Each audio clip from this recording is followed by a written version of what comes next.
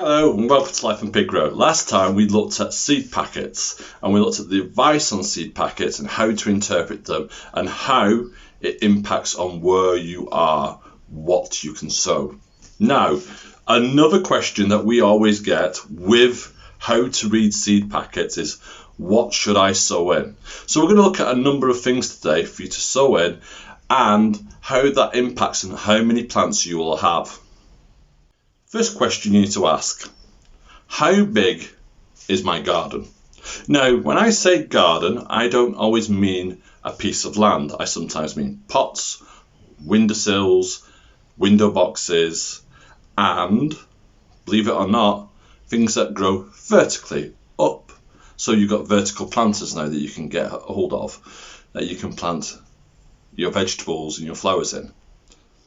So you know how big your garden is. Now, if it's a small garden, really, the only thing that you should be sowing anything in is something this size. This will hold quite a lot of plants. You're looking at maybe 20 seedlings in there. And if you're really heavy-handed like me, 40. So that's really the size that you need to deal with. And certainly when we were at Drovers, I didn't sow in anything bigger than that. I made that mistake once. I ended up with a lot of plants that I could not get rid of and which I was sad to have to throw away. But there are other options to sow in. So seed packets often refer to seed trays, and there are several different sizes of seed trays. I like this one. This is a quarter size seed tray.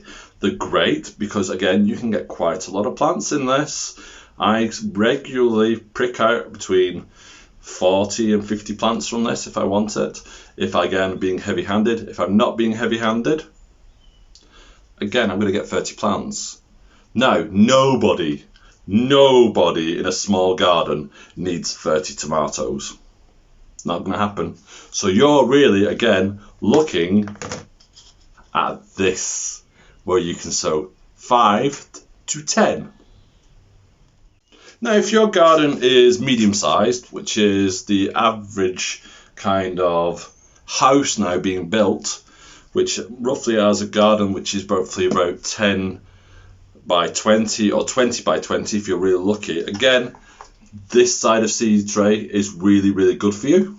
But we're going to move on to the next size, which again is one of my favourite. This is a half-size seed tray. And again, you can plant a lot of seedlings into this. And the great thing about it is you can split it into half and have one half of cabbage and one half of cosmos. It's up to you. Or you can have a full tray of cosmos. But again, you're going to end up with quite a lot of plants. I reckon in here, you're going to get, what, upwards of 60 that you're going to pick out.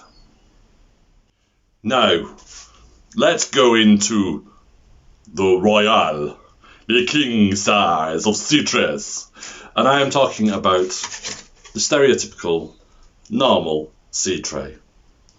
The one that most of us buy from the garden centre and sow happily in with one seed packet, normally dumping all the seed packet into it and ending up with 500 kale plants, which is what happened to me when I was at Drovers. Now, I garden on a quarter-acre site, and at no point have I needed 500 kale plants. So that's a bit of a waste. I don't really use these trays that much anymore. Even in a quarter acre, I tend to use the quarter to half size seed tray. I tend to use these to put pots in, so I can ferry them around. I very rarely sow in them unless it's things like flowers that I want loads of. How many plants? Well, how long is a piece of rope, depending on how heavy-handed you are. When they say a thin sowing, do you know what a thin sowing is? I'm going to show you what a thin sowing is. You get a pinch of seed in your fingers and you scatter it across this whole surface. That's it. The whole of this surface, just a pinch. So there's quite a big gap between each of them because it makes it easy to prick out. Now, like I said, 500 kale plants if you want that. But again, like I said, I just use them to put my pots in or my modules, which brings us neatly to modules. Now, modules are really useful for those big seeds. Courgettes, beans, peas, pumpkins. I always start them out in modules. That way I don't have to do this silly thing that people go on about. Plant 2 seed in a pot on their side and select the strongest. No. Put them in modules, select your strongest. Because you can guarantee I planted 6 seed in here, I planted 2 seed in here. That means I've got 3 of these beggars knocking around and I'm going to knock one of them off. And also, you can guarantee out of these ones, only one of the pots will germinate. Where on this one, because I don't know why, it just seems to happen, a good 50% to 90% will germinate. So I'll have one that's empty. And believe it or not, if I'm planting courgettes for the season, this is enough for me. 1, 2, 3, 4, 5, 6 courgettes. That's all I need. I do not need to plant 6 of these with 12 seeds and end up with 12 plants, because no one on this God-given earth loves courgettes that much. So remember, small garden, pot. You just need a pot. Plenty of pots. Or a small tray. Small garden. Also works in a medium-sized garden and a large garden if only you want a few plants. If you have a medium-sized garden, that's all you need, folks. And a large-sized garden, all you need, folks. That's all you need. If you're planting big seeds, modules.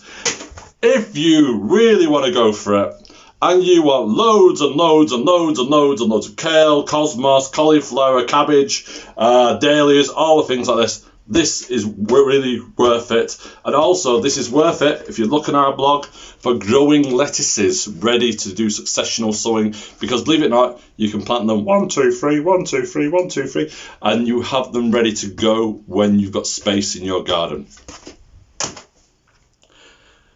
Well, that's it. That's pots, seed trays and modules covered for me at Life and Pig Grow. I hope it's helped you. Until next time, with the sun lovely and warm on my neck in the greenhouse, this is Andrew from Life on Pig Grow. Say bye bye.